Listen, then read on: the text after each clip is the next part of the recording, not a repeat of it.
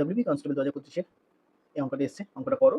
এই অঙ্কটা করার আগে তোমরা তোমাদের a মাইনাস বি তার হোল কিউবের সূত্রটা কিন্তু খুব ভালো করে জানতে হবে। a মাইনাস বি তার হোল কিউবের সূত্রটা কি বলছে? a মাইনাস বি তার হোল কিউব মানে a cube minus 3a square B plus 3a বি স্কোয়ার মাইনাস বি কিউব। ঠিক আছে? এই সূত্রটা কিন্তু তোমাদের জানতে হবে। আচ্ছা, এবার দেখো, যদি ভালো করে লক্ষ্য করো, এই 27x কিউবকে আমরা কি লিখতে পারি? 3x তার হোল কিউব।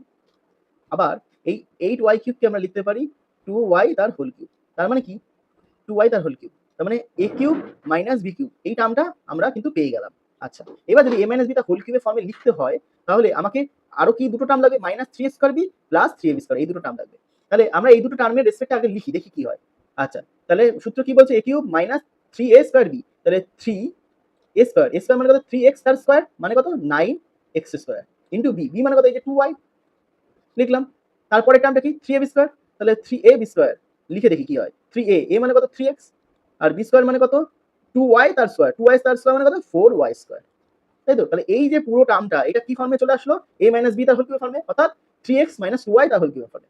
কিন্তু এইবার এই জায়গাটা একটু ভালো করে খেয়াল করো। এই যে এই জায়গাটা ক্যালকুলেশন করো। 3 নং 27, 27 দুগুণে 54, এটা কত আছে? 54 এক্স স্কোয়ার ওয়াই। কিন্তু এখানে কত ছিল? 58 এক্স স্কোয়ার ওয়াই।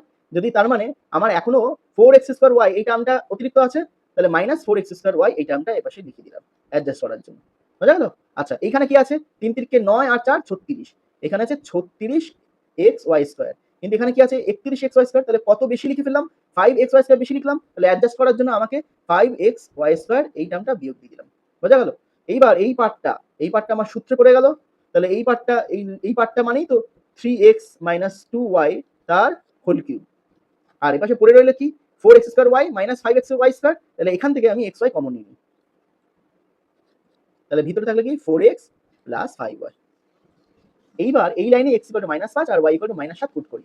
আচ্ছা, -5 বসালে কত? 3 5 15, আর প্লাস 7 -7 বসালে 7 গুণে 14, আর মাইনাস মাইনাসে প্লাস। বোঝা গেল? -5 -7 এটা গুণে আছে। আচ্ছা, এখানে -5 মানে -20, আর এখানে -7 মানে -35। আচ্ছা, -15 প্লাস 14 মানে -1, -1 এর কিউব মানে কত? -1ই হয়। এই মাইনাসে মাইনাসে প্লাস হয়ে যাচ্ছে, আর এখানে হচ্ছে -20 আর -55, আর এই মাইনাস আর এই মাইনাসে প্লাস হয়ে গেল, তাহলে প্লাস 55 ইনটু এখানে কত? 35।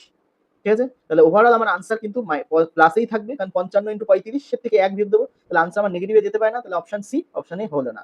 এবার আমার পুরো গুণ না করে আমি ইউনিট দিয়ে চেক করি। ইউনিট দিয়ে কত? 5 5 25, ইউনিট দিয়ে হচ্ছে 5, এর থেকে 1 বিয়োগ গেলে ইউনিট দিয়ে কত হয়? 4 হয়। তাহলে আনসার অপশন ডি।